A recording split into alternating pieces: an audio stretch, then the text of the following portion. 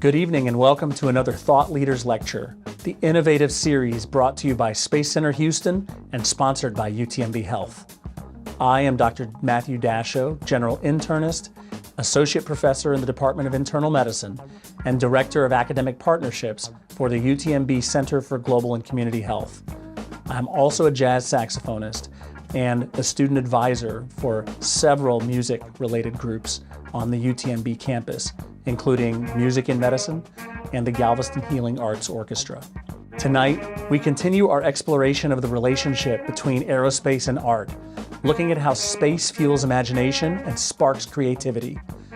We'll learn about the SciArt Exchange, an approach to exploring and potentially solving challenges in space, science, and technology by integrating science and art. Our accomplished presenters include Jancy McPhee, the founder and executive director of SciArt, Nicole Scott, an astronaut turned artist and co-founder of the Space for Art Foundation, and Mickey Fisher, a television writer and creator and SciArt collaborator. I am a physician by training and a musician by choice. Art and music can arouse our curiosity and challenge our thinking. It inspires us. And research supports that art and music are their own form of medicine, helping to reduce stress and its harmful effects, and boosting immunity, among other benefits. For me, the disciplines of medicine, space, and art are bound by a human need to explore, learn, and create. Let's learn more about the real power of imagination, fueled by science and creativity. I'd like to welcome our speakers and hope you enjoy the presentation.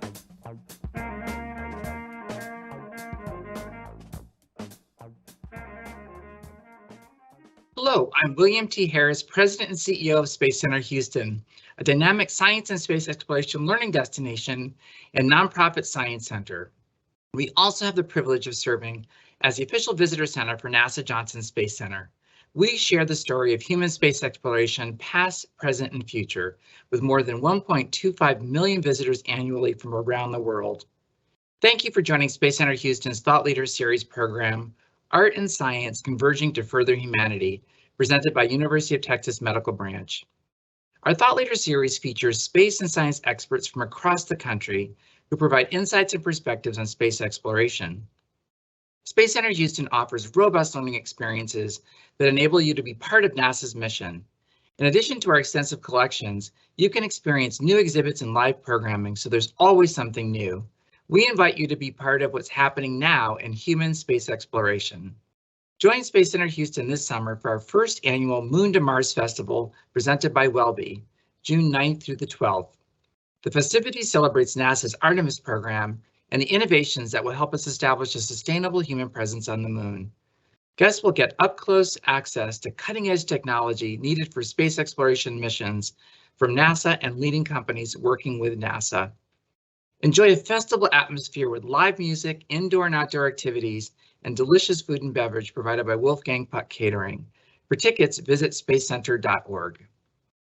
In today's discussion, we'll discuss how can we use our imagination to fuel exploration and discover what the nonprofit SciArt Exchange is all about. The success of human space exploration extends beyond technological advancements. Through art, we're enabled to take a broader view, and it can spark creative solutions for the challenges of space. Today, we'll focus on how art, science, and space exploration can inspire us in our April Thought Leader series. I'm delighted to welcome our panelists for Art and Science Converging to Further Humanity, presented by UTMB. Our first presenter is Jancy McPhee, a neuroscientist by training. She's a strategist for domestic and international space life sciences research programs for NASA. Currently, Jancy works as the Associate Chief Scientist of the NASA Human Research Program through the Aerospace Corporation. Her science strategy work spans physiological disciplines, space missions, and international and commercial partners. Through the nonprofit SciArt Exchange, she offers a variety of global science integrated with art activities and training to inspire and prepare the world for the future. Our second presenter is Mickey Fisher, who is a writer and creator who created the sci-fi series Extant on CBS with executive producers Steven Spielberg and Amblin Television starring Halle Berry. Reverie on NBC, executive produced by Amblin Television, starring Sarah Shahi. He's also a consulting producer on Mars on National Geographic, executive producer Ron Howard and Imagine, a co-executive producer for The Strain on FX with executive producer Guillermo del Toro and Carlton Cuse, and season 2 of Jack Ryan on Amazon, executive produced by Carlton Cuse and Graham Rowland. He's also worked with the nonprofit SciArt Exchange on the Design Your Habitat project. Our final presenter is former astronaut Nicole Scott, who is also an artist and founding director of the Space for Art Foundation. Nicole creatively combines the awe and wonder of her spaceflight experience with her artwork to inspire everyone's appreciation of our role as crewmates here on Spaceship Earth. She's a veteran NASA astronaut with 2 space flights and 104 days as a crew member on both the International Space Station and the Space Shuttle. On her post-NASA mission as the co-founder of the Space for Art Foundation, her mission is to unite a planetary community of children through the awe and wonder of space exploration and the healing power of art. Welcome to all of our panelists.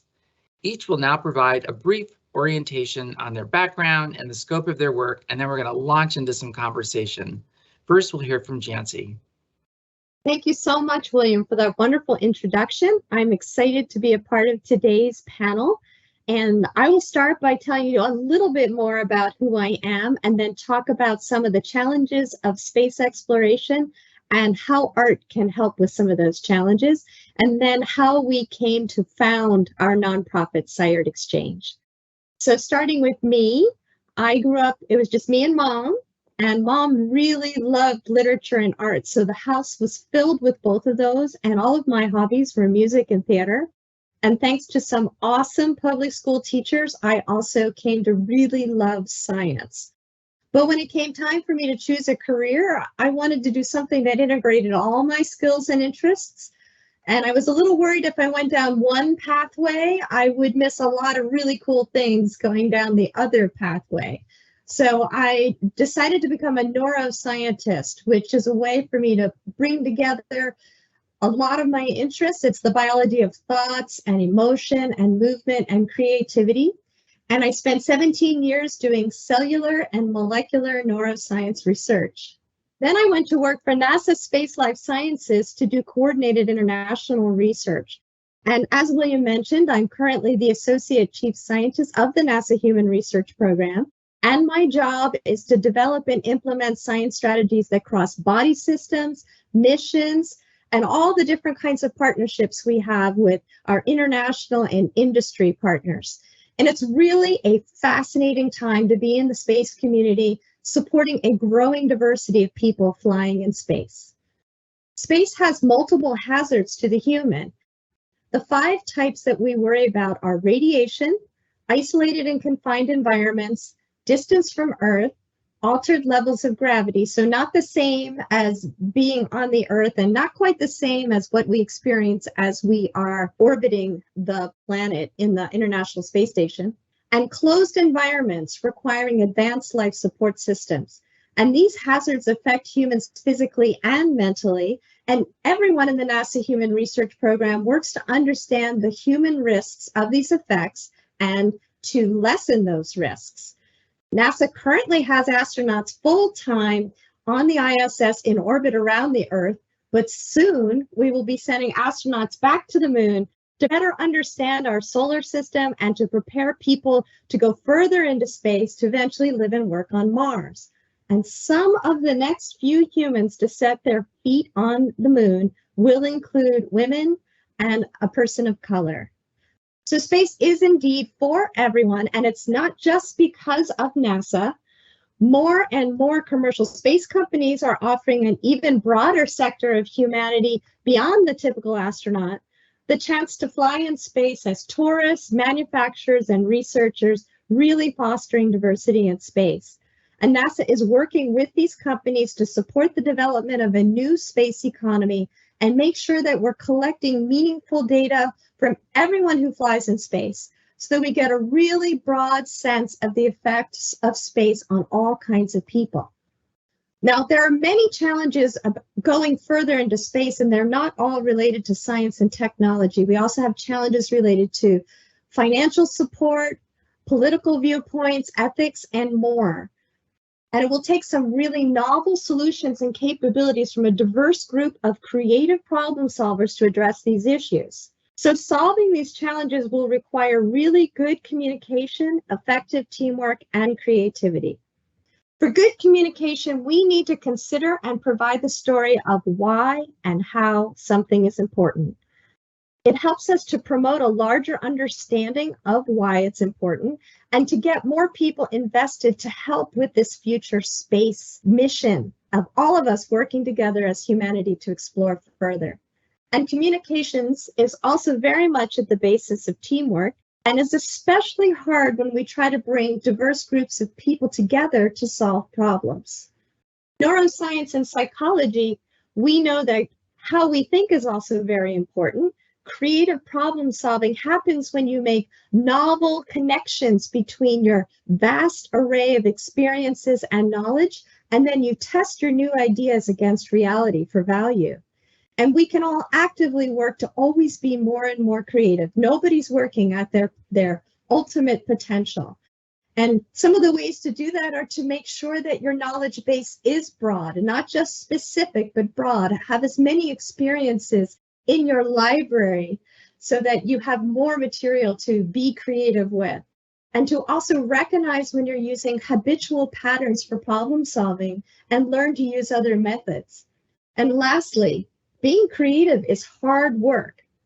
So you have to be motivated to do so. So how can art help with all of this creative problem solving, the communication, the teamwork, all of those things, the things that we need to solve space challenges?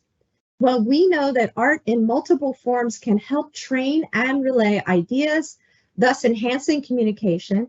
And we have lots of examples of professional storytelling from literature, film, visual art, and music about space and other science and technology issues.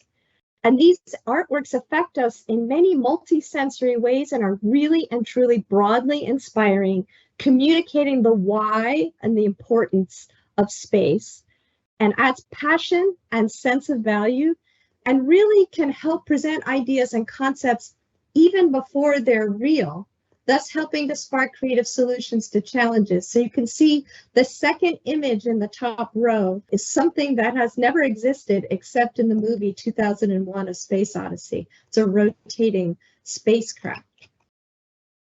Can also help us visualize who and what we want to be. It can provide heroes and role models for us and make possibilities seem open to all of us. You might recognize the costume I'm wearing is from the original Star Trek, and I was very much inspired by that series when I was growing up. Art also provides us with symbols that can speak 1,000 words, like this series example. First, we have that iconic image of a boot print on the moon, the first one from Apollo 11, but we all know that only men wore those boots and set foot on the moon. In the next frame, we see from an artwork created by one of our collaborators, a female boot print on the moon. And in the last frame, thinking even longer term into the future, we can imagine through art men and women taking the next step from the moon onward to Mars. And something we may not all realize is that diverse teams of artists and scientists have also been able to work together to creatively advance technology. And in addition, many of our most successful creative problem solvers, our Nobel laureates, are known to be active practitioners in the arts. So knowing all of the challenges for space and science and technology and the value of art to help, I founded SciArt Exchange about 6 years ago. It's a mission built around the 3 concepts of what I think we need to solve our challenges in space and more: communication, teamwork, and creative thinking. And using arts integration techniques, our nonprofit's ultimate vision is to help prepare and convene people to solve these grand challenges. The nonprofit is based on the Humans in Space Art program, which I started while a scientist at NASA 12 years ago. SciArt Exchange is currently most well known for hosting international online multimedia contests for children, early career professionals, and professional artists and scientists. We invite people to learn about space exploration and the underlying science and technology challenges that need to be solved.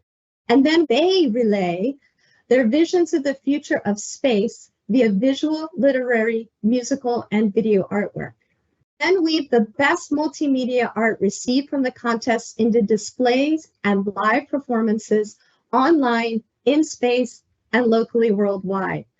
In this way, we can engage listeners and viewers as well and begin a global dialogue about the future of space exploration. It really helps to get more people aware and interested in contributing. And given these opportunities, artists create amazing artworks. Here are a couple of examples of visual art from some of our youth art competitions. You can see that the children are relaying messages about the importance, process, and impacts of space exploration, including the benefits of space exploration back to Earth. And here are a couple of examples from the Project Mars film and poster competition, which is artwork that we collected from adults. And both Mickey and Nicole were judges for that competition as well. And you can see in these examples that the artworks are relaying messages about why we explore space, the possibilities of a new space economy, and the shared hope for humanity to work together to explore space. And lastly, the mind-blowing concept of taking that ultimate selfie on Mars. So I was only able to show you a couple of visual art examples, but please remember that we have multimedia artwork that we collect. And this is just a slide about one of the top winning films for the Project Mars competition called Rendezvous with Mars. And maybe if there's time towards the end of this session, we might be able to show it. Otherwise, you can look it up on YouTube on the SciArt Exchange YouTube channel. I really like this artwork because it has messages about many types of people inspired at a young age to work together to get humans to the next big space destination, Mars. With the help of many volunteers and sponsors over the years, SciArt Exchange has been able to impact many people as contest participants or art viewers. But we are always working to reach more and more types of people to have even greater impact. As one of my last topics, I wanted to mention one more aspect of SciArt Exchange opportunities, and this one is actually always open. When COVID hit in March of 2020, we created an emergency campaign called Design Your Habitat. And again, Nicole and Mickey were able to be a part of this as some guest speakers. The goal was to help share what we know from decades of experience living and working in the naturally isolated and confined conditions of space to help people worldwide who were now secluded because of the pandemic. And we encouraged people to redesign their real earthly or their imagined space habitats. We wanted to focus people's thinking on thriving, not just surviving. And then we encouraged them to share their ideas broadly via social media or in an online gallery we set up to now support each other and get everyone again thinking about space exploration and what we learned from that and how it's helping us even during these troubling times.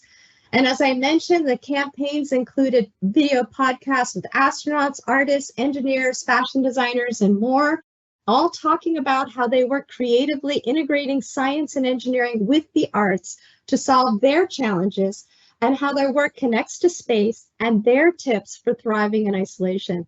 And there were many incredible messages from all of our speakers, but one seems especially appropriate for today. We are all in this together, whether facing challenges on Earth or in space. And as that quote says, SciArt Exchange works on the basic principle that we really can achieve amazing things if we prepare and work together to solve the challenges ahead. Great. Thank you, Jancy, for those wonderful remarks. And SciArt sounds like an amazing organization. Congratulations on your success. We'll now hear from our next speaker, Mickey. William, thank you so much, and thanks for having me today to talk about two of my favorite things, space and art. As you mentioned before, I'm the creator of a television show called Extant that ran on CBS for 2 seasons. That was executive produced by Steven Spielberg and Amblin Television, starring Halle Berry. I also created a show called Reverie that ran on NBC for 1 season. That starred Sarah Shahi, was also executive produced by Amblin Television. And as you mentioned, I was also a consulting producer and one of the writers and producers on a show called Mars for Nat Geo that was executive produced by Ron Howard and Imagine Entertainment. But I want to tell you a little bit about how I got to this point and why I became a writer and how I ended up in this area of the arts and specifically in film and television and writing about science fiction. And I think the best way to do that is to tell you that my very first memory as a human being is going to see Star Wars with my parents. It's literally the first memory that I have on this earth is sitting in the movie theater and watching spaceships and laser blaster battles and lightsaber duels. And so I think from a very early age, my imagination was programmed by that experience. I grew up wanting all the toys. I had the Darth Vader action, the carrying case that carried around all the action figures, and I had the Millennium Falcon. And when I was left to my own devices, I could spend hours and hours by myself as a kid using those action figures to create my own stories and to tell my own stories. And as you can see, like I still have a number of those issues. I have an embarrassing number of Yodas in this house because he is still one of my all-time favorite characters in any medium ever. I feel like I learned a lot about how to be a better human being through Yoda and through those stories. And it not only inspired my imagination, but also just made me want to be a better person and to serve and to contribute. When I was a kid, I was also grew up in that very sweet spot of the early 80s and all those classic Steven Spielberg and Amblin films, Back to the Future, Gremlins, this little guy, E.T. When E.T. came out, my hometown, there was only one movie theater, and it wasn't even in my hometown. It was across the river in Ashland, Kentucky. I'm originally from a very small town called Ironton, Ohio, in Appalachia, on the border of Kentucky, West Virginia. When movies came to my hometown or across the river to Ashland, they would come there for the whole summer. So when E.T. came out, it was there for months, and I went to see it every weekend for an entire summer for as long as it was out. And E.T. became like one of my best friends as a child. And so I grew up inspired by E.T. and his spaceship, and had my imagination almost like I always feel like that my creative DNA was programmed by those things. And there was another aspect of my childhood that when I was a kid, my parents were often working shift work. Both of them, my mom was a nurse. My dad worked as a chemical operator in a plant. So my sisters and I oftentimes would go spend the night with my grandma, and especially like on the weekends, either one of my two grandmas. My Granny Carol was as much of a fan as I was of film and TV. She would often let me stay up with her. I was the oldest grandchild, so she would let me stay up and watch Chiller Theater, which were like the classic Universal monster movies. But I would also watch a lot of The Twilight Zone with her. And as a 8, 9, 10-year-old kid, there were some of these episodes that were absolutely terrifying. And I would watch these episodes with her late at night, and then I would go fall asleep, do my best to fall asleep, still scared out of my mind by characters like this and the implications for that. And for for what that means for our species. So I started from a very early age having this love of space and drawn to the mystery of what was out there, drawn to stories about exploration and about people sort of braving the odds and facing those challenges in space. But I went away from it for a very long time. I started doing theater when I was in high school. I did a lot of junior high and high school, doing a lot of musical theater. Actually went to college to the Conservatory of Music in Cincinnati, majored in musical theater there. And while I was in school doing musical theater, I started writing because I was at this point where my teacher said, look, you're a character actor. You are not going to really work until you're in your 40s. That's when you're really going to grow into the kind of roles that you're right for. And if you know character actors, it's people like Philip Seymour Hoffman and Jack Black, Josh Gad, those kind of people are like the character actors. That's kind of where I was headed. And I decided that I didn't really want to wait that long. I didn't want to wait till I was in my 40s to have a career as an actor. And so I made the decision to start making my own work and made the decision to start telling my own stories. And so while I was still in college, I was writing monologues. I was writing short scenes for people to perform. I started writing short plays. And by the time I left college, most of my friends were going off to New York. They were moving to New York to be in national tours and on Broadway shows. And by that point, I wanted to be a writer as much as I wanted to be an actor.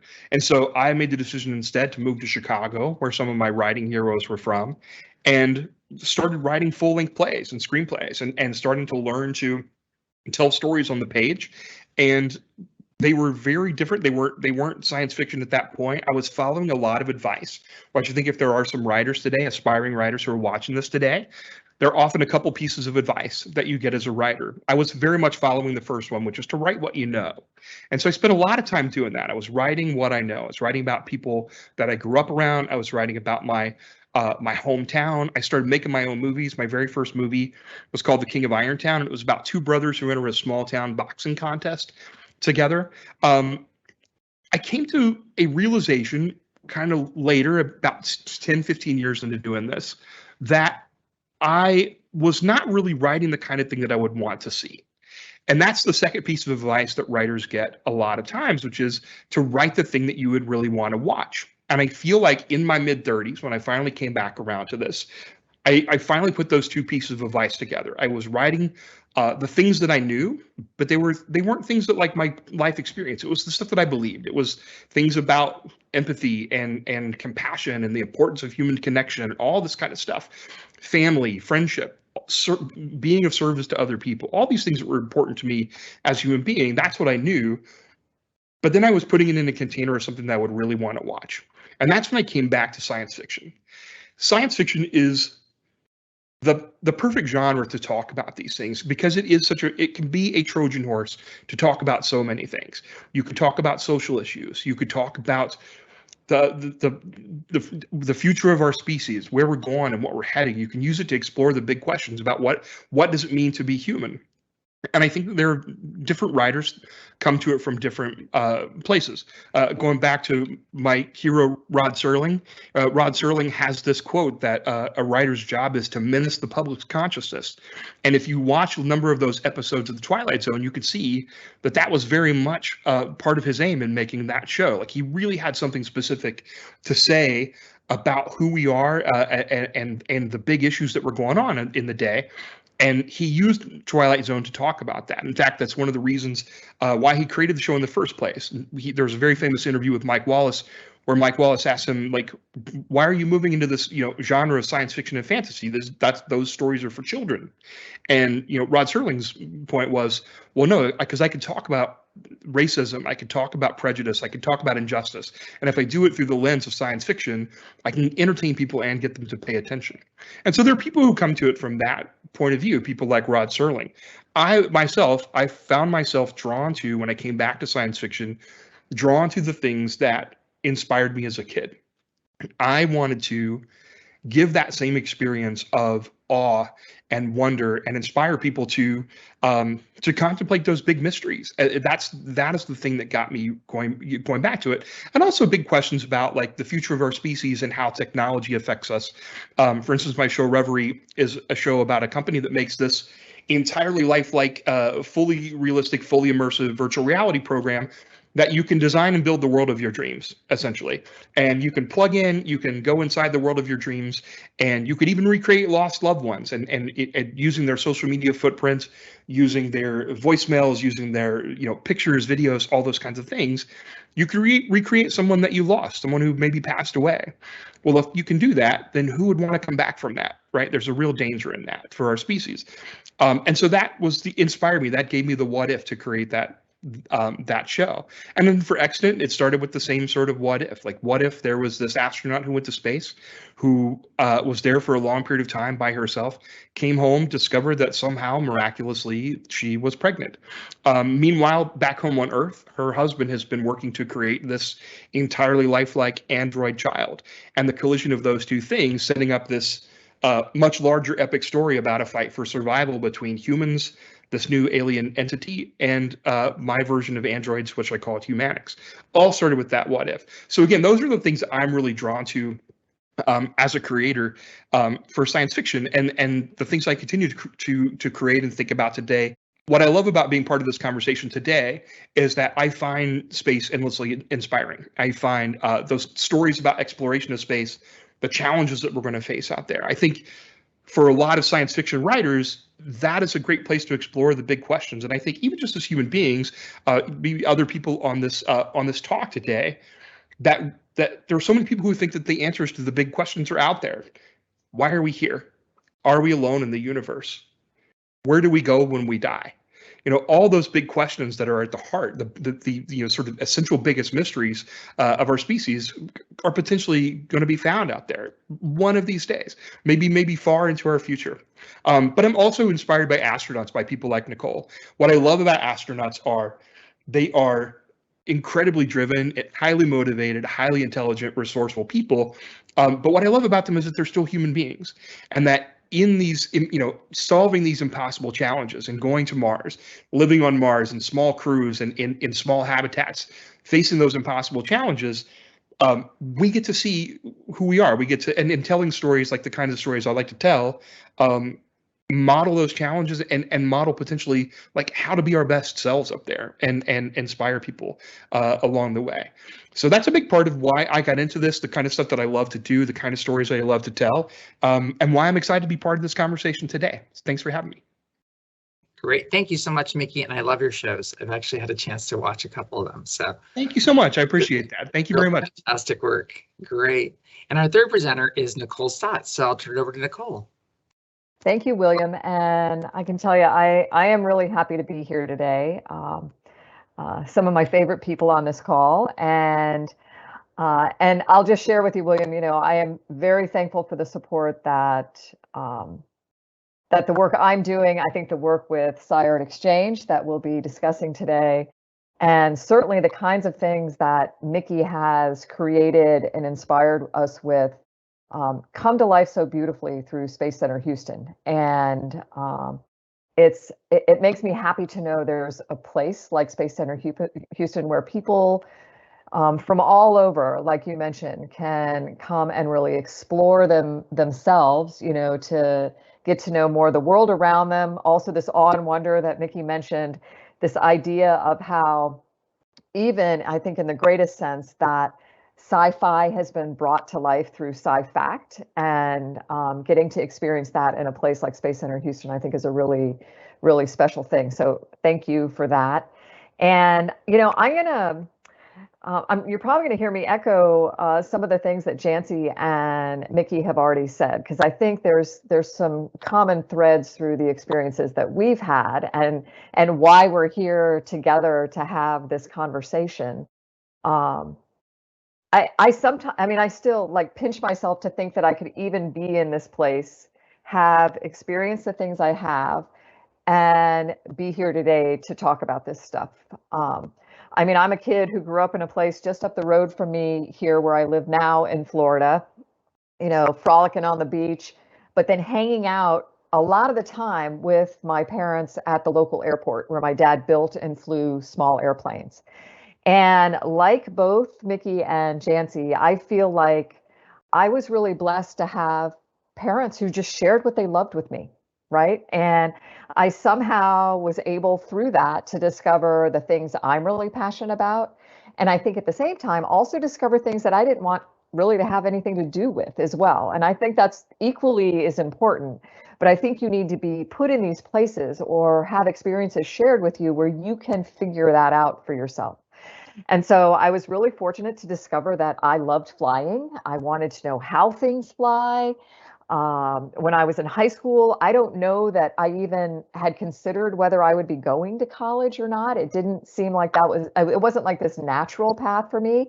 But as I was getting ready to graduate from high school, I started thinking about, if I want to know how things fly, what do I have to do to know that? And one of my teachers introduced me to the idea of aeronautical engineering, which maybe if she had also told me how difficult it was, I might not have pursued it, but I did.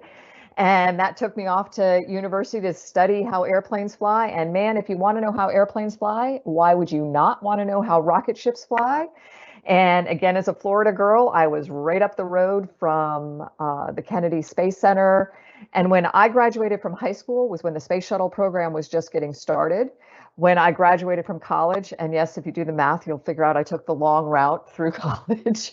That was when we were getting back up and flying, when NASA was getting back up and flying with the space shuttle program after the Challenger accident. And I was really fortunate to get pulled in with this young group of engineers to work on the space shuttle program and to help get those vehicles ready for astronauts to fly in space. And then I can tell you, I am also of the age where I watched that first moon landing, have vivid memory of that with my family, sitting in front of the black and white TV at home. I think I was 6.5 at the time. And I think even at 6.5, you realize that that's a really extraordinary thing that you're witnessing on that black and white TV. And then to go outside with your family and have them, point up to the moon, for you, and all of you look at that place in awe, thinking that there's two little human beings walking around on the surface of that planetary body, and there's another one circling it, ready to take them home when the time was right. And that was extraordinary to me. And I really think that throughout my life that there was inspiration from that, but it was a really, really long time before I started considering astronaut to be this job that I could even consider. And thankfully, while I was working at Kennedy Space Center on the space shuttles, and then later as we were developing the hardware for the space station program, I was really fortunate to have mentors that encouraged me when I approached them about this. And I had had the opportunity to see, oh my gosh, what astronauts do as we were getting vehicles ready for them to fly. And I discovered, wow, 99.9% of an astronaut's job is not flying in space. It's here on Earth. And that's a sad fact for astronauts. I will just tell you that. But I also could see that 80%, as best I could tell, doing the math, was a lot like what I was already doing as a NASA engineer. And that at least gave me this sense that I could consider it. Because honestly, up till that point, while I was inspired by the thought of being an astronaut, I didn't think it could be real. And I really and truly thought that it was something that only other special people get to do. Why would they ever pick me? Why should I even apply? What have I done? All those kinds of self-doubt questions that we inflict on ourselves a lot of times. But I worked up the courage to talk to these people that I consider to be mentors. And you can tell I ramble. So long story short, I am very thankful to them for encouraging me, like giving me permission to do the one thing in that whole process that I had total control of, which was to pick up the pen and fill out the application. As a result of that, I had the opportunity, William, like you said, to fly in space twice. Once long duration on the International Space Station.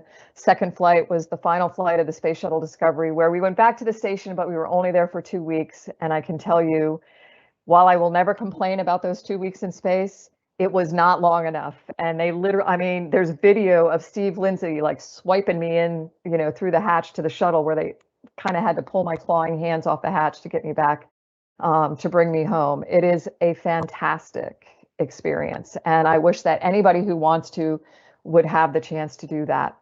But I will tell you, I think that's a big part of this conversation is opening up these perspectives that we get in these really unique places to people in whatever place they are. Whether you will ever be able to fly in space one day or not, there is so much around us that can give us that same sense of awe and wonder that astronauts experience in space, that same awareness and fulfillment from doing something that is ultimately benefiting all life on Earth. We can all be part of those kinds of things. And then I really love the fact that while we've been going to space, while humanity has been traveling to space for a long time now, and since the very beginning of that, we as humans have been wanting to bring our humanity to space with us. And some of the ways that we've done that, earliest days, Alexei Leonov, Soviet cosmonaut that took colored pencils with him and ended up painting orbital sunrises and sunsets, or drawing orbital sunrises and sunsets while he was in space. Musical instruments have been part of spaceflight since the very beginning. We have friends that have turned photography into even more of an art than it already is, with the images that they've taken from space. Poetry has been written, quilts have been quilted, dinosaur stuffed animals have been sewn. It's a really incredible place to bring that humanity with us. And I had the opportunity to paint while I was there. This picture shows I have a little watercolor kit with me. I was able to create a watercolor while I was in space. It absolutely is one of my personal highlights of the spaceflight experience. I can tell you, I could talk all day about painting in space. I won't do that. But I really feel like this is an example of us putting the human in human spaceflight. And I think people, the public wants to know about the human and human spaceflight too. And art is a way for us to do that.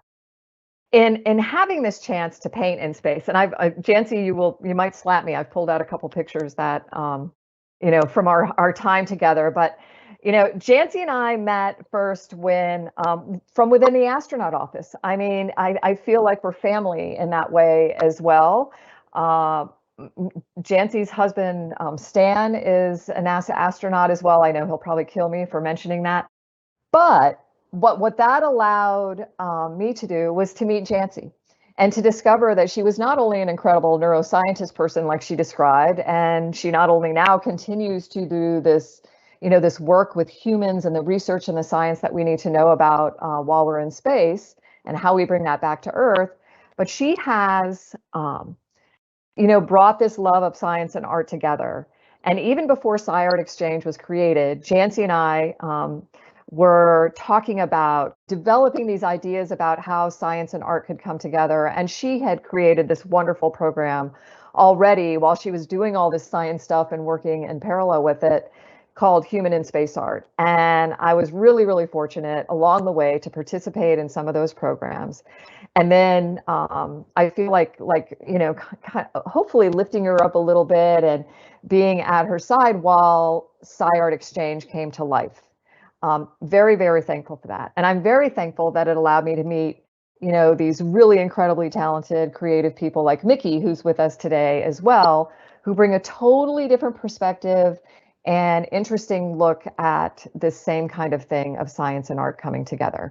So as I was retiring from NASA, as at the same time SciArt Exchange was coming to life, I was invited to participate in some projects where this love of art and this love of space and science were coming together through working with kids in hospitals, creating art with them that then was built into some of these spacesuits that you can see in this image here, where the kids' art, I don't know, was brought together in a very community kind of way. As William mentioned, our motto later on became this idea of uniting a planetary community of children through the awe and wonder of space exploration and the healing power of art. And in the simplest way, space-themed art therapy projects. And as McPhee mentioned, space, and Jancy knows it too because it's the theme for everything we do with SciArt Exchange, space and space exploration are inspirational. I don't care who you are or if you ever have a desire to go to space, space is inspirational. And these kids in these hospital settings, these refugee center settings, orphanages, they are inspired by it as well.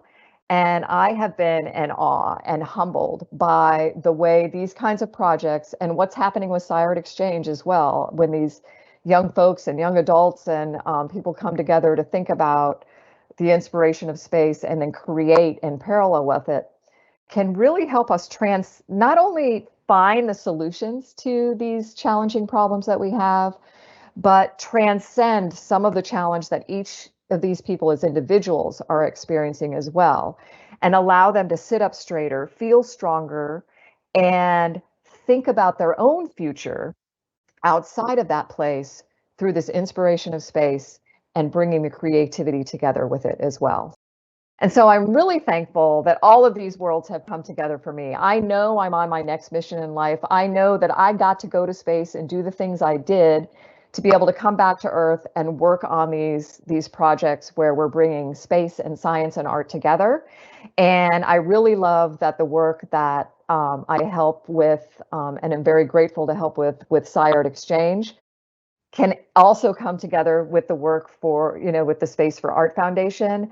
And I think one of the things that I love too is that there's this synergy. There's this, I think, this obligation, this need we feel to always be reaching out to each other to say, okay, how is it what we're doing with SciArt Exchange can work into the play of the projects for Space for Art Foundation, and how does it go the other way as well? And this picture on the left, that's from back in, I think, 2016 or 17, Jancy, when SciArt Exchange was new. I don't even think Space for Art Foundation existed yet, but we had started on the projects, and that is at Space Center Houston at our very first exhibit, Space, Science, and Art. William, you were there, and very thankful for that venue that then has led us to be able to continue to bring SciArt Exchange and Space for Art together in other places and around the world. The bottom right picture in this slide is of a spacesuit called Beyond, which is created from at least one piece of art from at least one child in every country on the planet.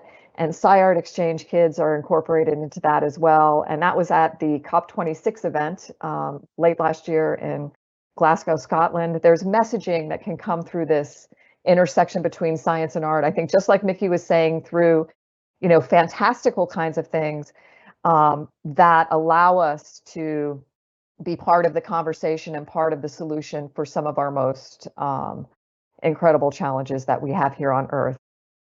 Oh yeah.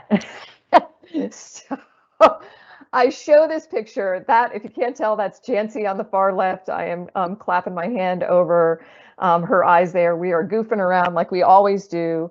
But again, this was a setting that we were in where we were talking about the same kind of thing we're going to talk about today, if I'll ever shut up. And that was with students at Embry-Riddle, and bringing together our other friends, Don Pettit, who some or most of you will know, from the astronaut office, and then a really creative young woman named Sarah Jane Pell, who brings art and science together through her work. And I think speaking to students in a very technical environment, again, about how this intersection is so important, how using your whole brain to find the best solutions is so important. And you can have a good time while that's happening too. So that's just a little goofball stuff with Jancy and I. But I think that's my last slide, and I will zip it here so that we can actually have a conversation and get to some questions as well. Great. Thank you so much, Nicole. Well, you guys are having a lot of fun, which is awesome. And it's so fascinating to see the diversity of things that you work on and how you bring together so many disciplines and really bring people together. And of course, the humanities are essential for human well-being. So I really value all the work that you each do.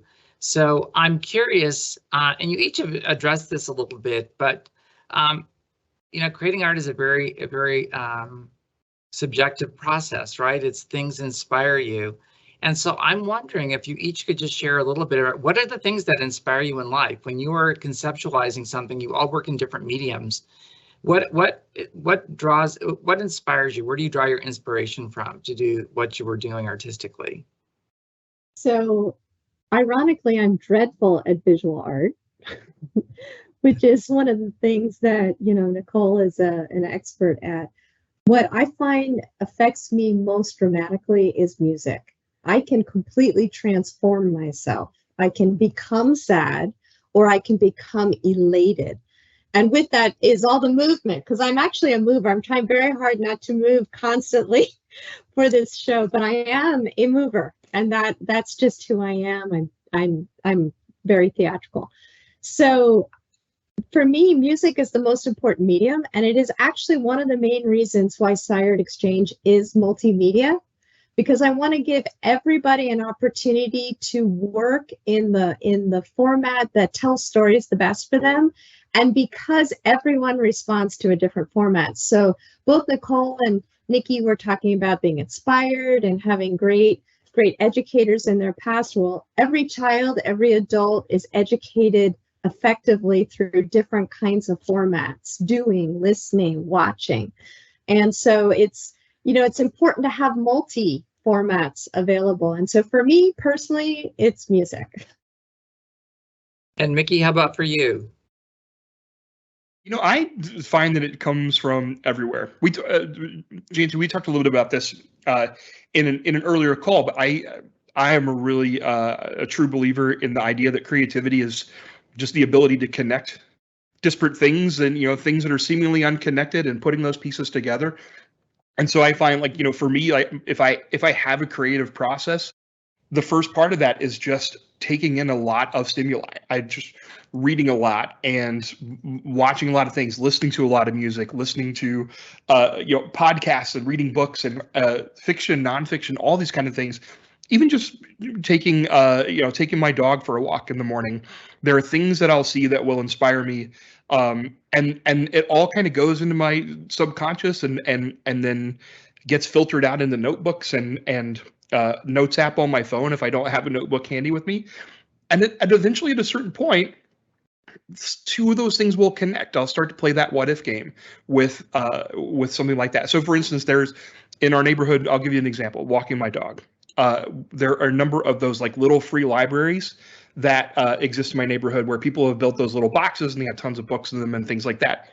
And so, like, for, you know, days, weeks, I would be walking by these little free libraries and thinking about them. And every time I would pass, I would have a different idea about something that, like, would spring up about a little free library, like a kid who takes out a book and that book is written from, a fantasy character in some fantasy universe who has access to that little free library from the other side. And so they start, you know, they're basically like a pen pal with a fantasy, creature in some fantasy realm that has access to that. Or a woman who is taking spy books. She's a big, fan of spy books and taking them back after she finishes them. And then one day she finds a spy book, and in the back of it, there's a note that says, "Call for your next mission." So there are little things like that that as I'm just like, going about my day, we'll find inspiration there. So for Reverie, it started. It was back in 2015. I had just finished my work on Mars. That contract had ended. And I was reading a ton about virtual reality and how I think Facebook had just bought Oculus for like $1 billion. And so all these companies were spending so much money to try to get us to spend more time in these virtual worlds. And I realized, like, as a science fiction writer, like, I'd never played with it at all. So I ordered Google Cardboard, which is like a piece of cardboard that you fold up. It was like $20, and you put your iPhone inside. And I did it. It came to my house, into my apartment, and I folded it up. I was by myself. My girlfriend was upstairs, and I put it up. And all of a sudden, I was standing at the base of the Eiffel Tower. And I was like, "This is so cool!" And then I clicked to the next thing, and I was in like the rainforest, and there was like a chimpanzee to my right, and it was chewing on a blade of grass. And I had this moment where I just started laughing. It was so exhilarating, and I thought, "Oh, this is terrible," right? Because like, these are the silent movie days of this technology. Like, I'm literally using a piece of cardboard on my phone. What happens when we can design and build the world of our dreams? Who's going to want to come back from that? Like, that seems like a huge, challenge for us as a species, and a threat to our connection to each other. And so that what if was a jumping off point for a show like Reverie. So I tend to take inspiration from everywhere, and it all gets funneled into like that. The subconscious and surfaces in the strangest of ways, and continually grateful that it does. Oh, I love that. You made me think of the Star Trek: The Next Generation, when you go into the entertainment room that was like a hologram of everything. The holodeck, yeah. The holodeck. You got the holodeck, and you got to keep your social and emotional well-being. You got to pretend you were somewhere else, right? Often they would go into natural environments. So that's fascinating.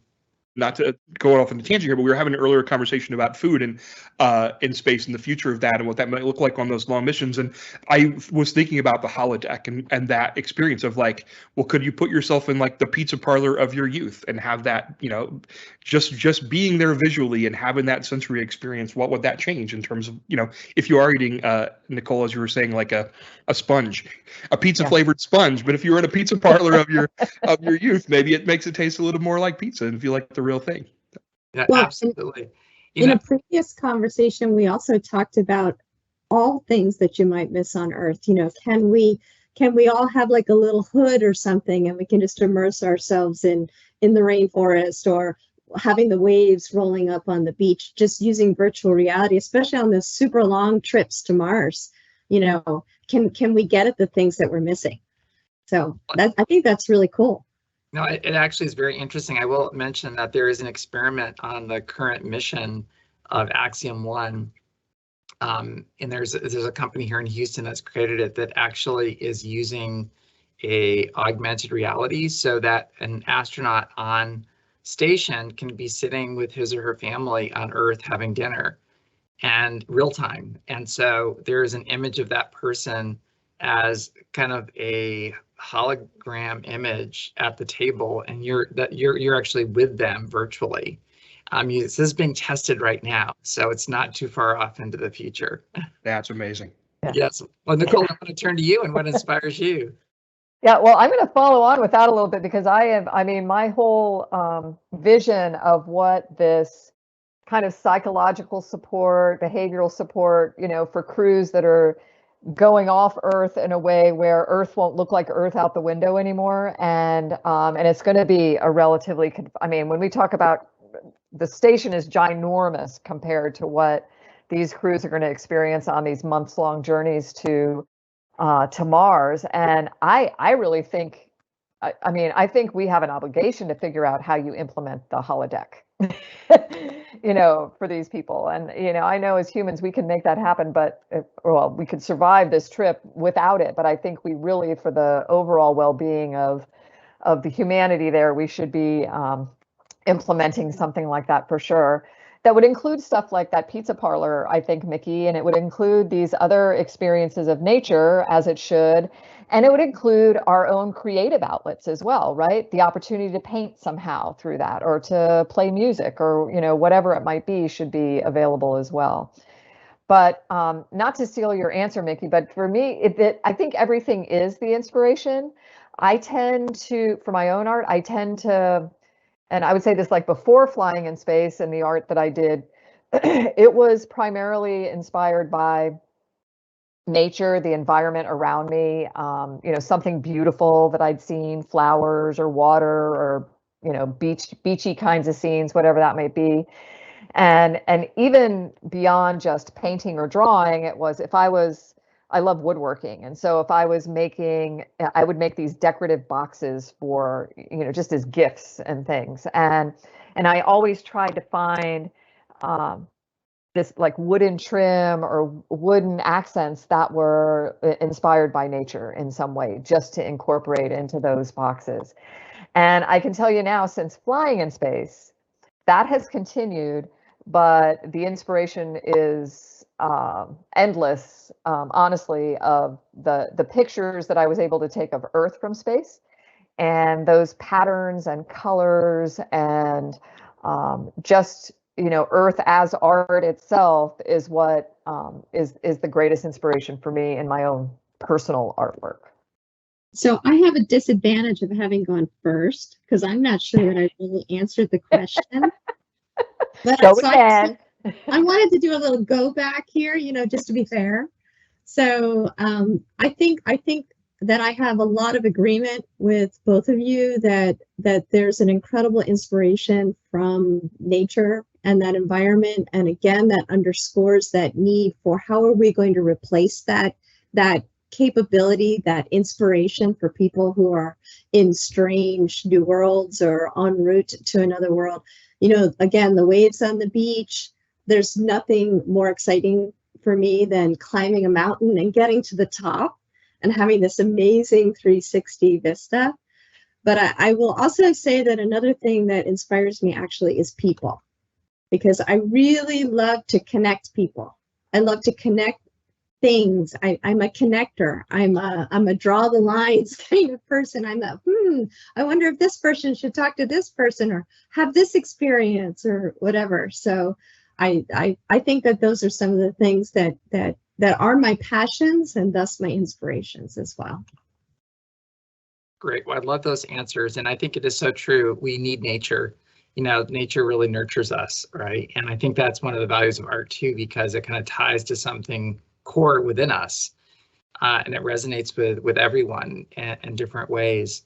So I'm curious, as because we've touched on this a little bit, as we venture as humans deeper into space, what are ways that you hope that art will help those astronauts who are willing to take on that challenge? I mean, Nicole, you've described the scenario and challenges they're going to face. It's pretty daunting when you think about it. The duration of the trip, the size of the actual the vessel that someone's going to have to endure, and humanity's really helps us keep our souls, right? It helps keep us whole. Do you all have some thoughts or ideas on ways that art can help astronauts maintain their sanity and hopefully keep them well, as they anticipate going to Mars? It reminds me of, we had the good fortune of having the Apollo 11 exhibit here for the 50th anniversary. And when they were restoring the capsule for this exhibit, they discovered that Mike Collins had drawn all kinds of graffiti inside of the capsule. And somehow no one had not figured it out until it had been an exhibit, at the Smithsonian, but nobody knew that. And I had the good fortune of meeting Mike and hosting him here when we opened the exhibit. And we had a long conversation about it, which was really fun. And he said, well, I was kind of bored and I was doodling and on the side of the capsule, and he actually drew a calendar, and because you have no sense of real time, so he was drawing an X through every day in the calendar, waiting for Buzz and Neil to come back. So do you all have some ideas of things that using art and expression that could help the astronauts maintain their psychological well-being? Yeah, I mean, I think we probably all do. For me, I'll tell you, just going back to that thought that, and I don't think it's just spaceflight. I think when humans have explored ever, whether somebody provided for them or not, they're bringing along something that has to, that just connects them to this reality of humanity and who we are, in this place that we know, as we go off to this place that we don't know yet and that we're exploring. And that's been going on, since the beginning of time with spaceflight. Even in, on the space station right now, with all of the things that we kind of think about to bring, a watercolor kit, a musical instrument, a sewing kit, paper and pencil to, create poetry, whatever it might be. We're encouraged by our ground support team to think about those kinds of things, even though they might not be, purposefully providing us with it. They're encouraging us to think about it. And so I think as we take these journeys further off of Earth, and especially in the case where I think there's going to be something very psychologically different about the time when you cross that line in space and you're not seeing Earth out the window as this work of art out the window anymore, as this very beautiful visual connection to what we know of who and where we are and all the people we, and other life we are used to sharing a planet with. I think that's going to be a very different experience. And so I think, and I'll shorten it up, I think astronauts are going to bring their own stuff with them, whether, whether they're told to or not, or whether they're, and I would go so far as to saying whether they're necessarily allowed to or not. I think that astronauts will be bringing a little piece of themselves with them on these kinds of journeys. And I think, I'm very hopeful that in the whole acknowledgement of the human and human spaceflight, for what we're going to have to do just to be able to take humans to those places, that the psychological consideration is going to be there for things like, how do I create art? How do I play music? And it might all just be on this little iPad kind of thing, or it might be the holodeck. I mean, that's my hope in the grand scheme, but I think that's going to have to be a very thoughtful part of what we do. Yes, if I may, I'd just like to expand a little bit on what Nicole started. I think humans are by nature creative. Everyone's got a different way that they're creative, and that everyone's going to need to bring that thing that they do with them. I mean, I think it would be almost cruel not to give them that option on such a long trip. I also think that we're potentially moving, we're not totally out of this, but we're thinking more about thriving in space rather than just surviving. So I think that in addition to just kind of having the personal catharsis of creating something, I think that it's becoming more and more important that the environment be appealing in some way. And it's really funny because sometimes we've gotten some artwork where it's the inside of the station and it's like utter chaos, wires everywhere, things jutting out, and I keep thinking that's just what it really looks like, you know. But you know, there are all sorts of potential proposals for work out there. You know, what should it smell like? What color should it be? You know, what do we need to have to make the environment more attractive and appealing, and that it's not just useless, that it's actually better for the person in the long run. And then I do also think there's another aspect to creating things because it gives people an opportunity to capture what's happening and then potentially share it. And people want to share that story. And I think we need to hear those stories. Just harking back to a lot of the things that Nicole said, you know, people are changed by these experiences, and you don't actually have to be one of the people in space to potentially learn from other people's experiences as well. So interesting. Before Mickey, I turn it over to Mickey. It's very interesting you said about scent, because I actually hosted a visitor here at Space Center Houston who is a leading maker of scents that, you know, aerosolize in your home, and he wanted to create one that was called Space Station, and I'm like, I don't think it smells pleasant.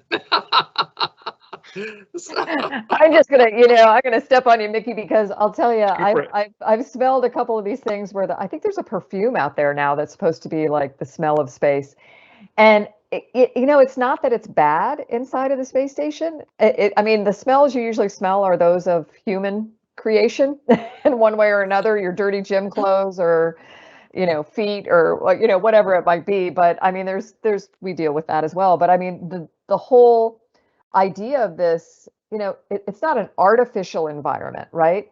But it's a place where it's this mechanical life support system, right? We've done the best we can to mimic what Earth does for us naturally. And in doing that, we've had to pay attention to things like how much CO2 is in our atmosphere. Have we detoxified it? Even that little paint kit I brought had to be checked to make sure that it didn't have these smells or components to it that would off gas into the air that couldn't be cleaned out.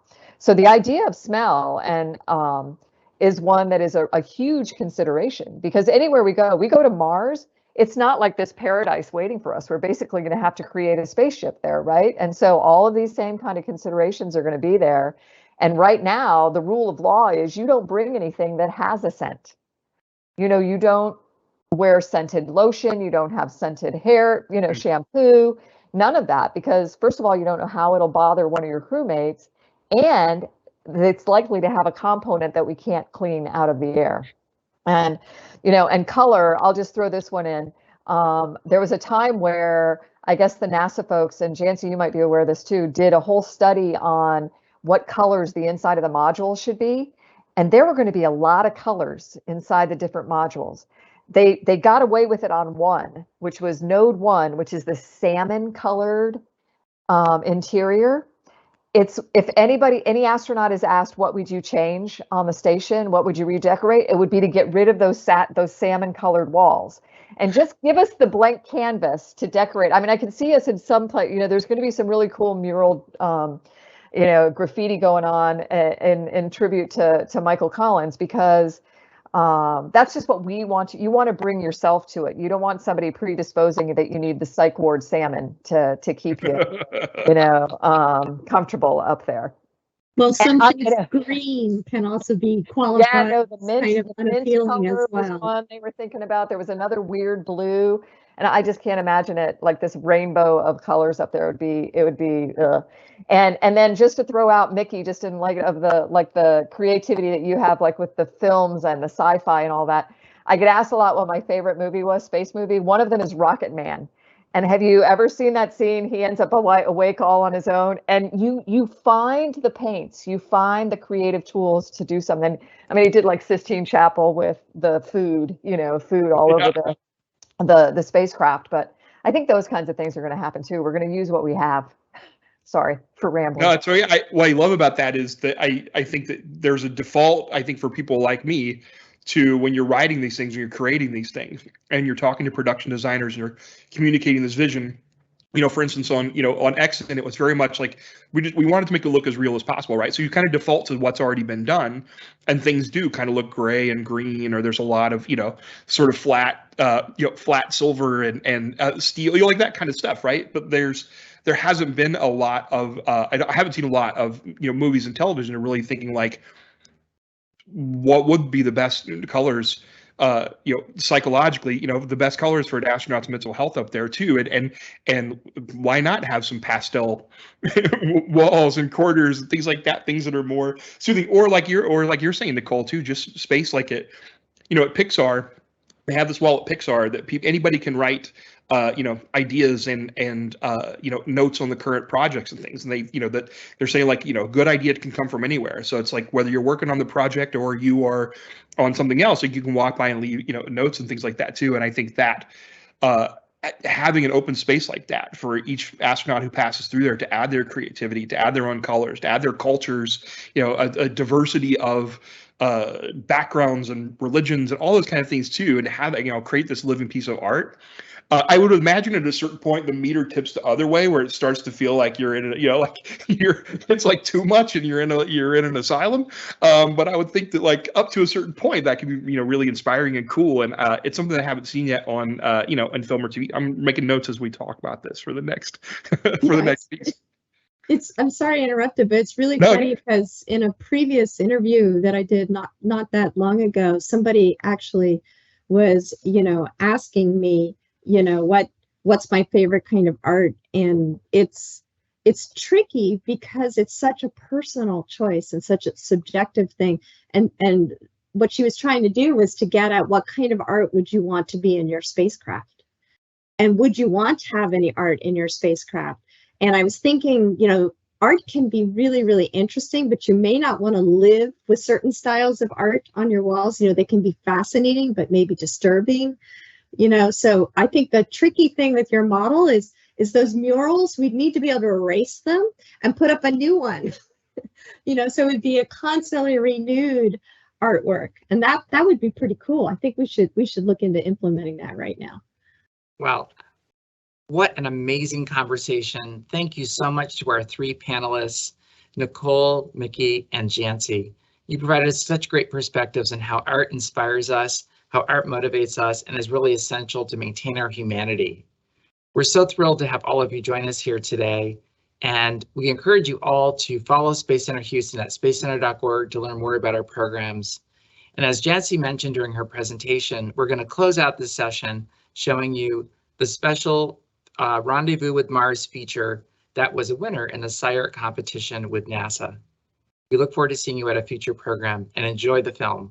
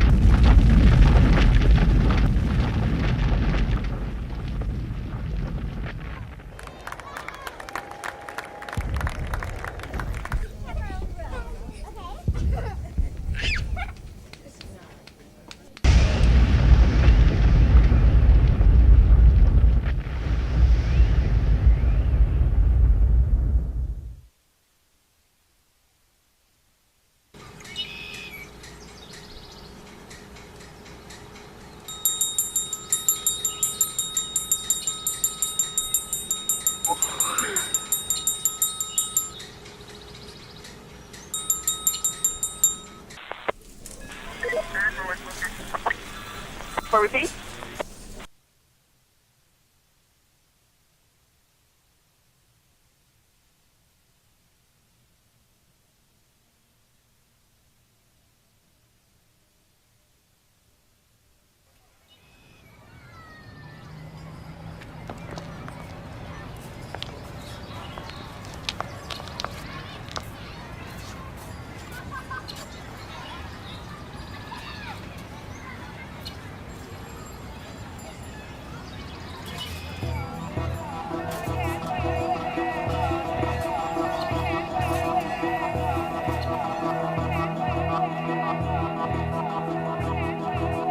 काहे सकुचाये मन इटले धीर धरो तुम धीर धरो मन धीर धरो तुम धीर धरो मन धीर धरो काहे सकुचाये मन इटले धीर धरो तुम धीर धरो मन धीर धरो तुम धीर धरो मन धीर धरो अपना रास्ता देख लिया जब खुद से चलना सीख लिया मन धीर धरो तुम धीर धरो अपना रास्ता देख लिया जब खुद से चलना सीख लिया मन धीर धरो तुम धीर धरो काहे सकुचाये मन इतने धीर धरो तुम धीर धरो मन धीर धरो तुम धीर धरो मन धीर धरो तुम धीर धरो मन धीर धरो तुम धीर धरो मन धीर धरो एक जाए एक जाए एक जाए एक जाए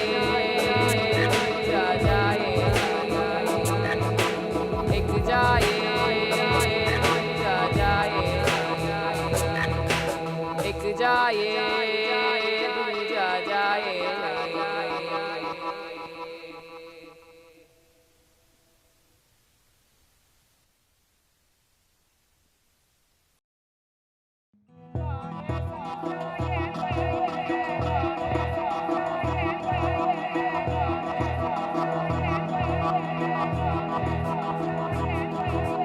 काहे सकुचाये मन इटले धीर धरो तुम धीर धरो मन धीर धरो तुम धीर धरो मन धीर धरो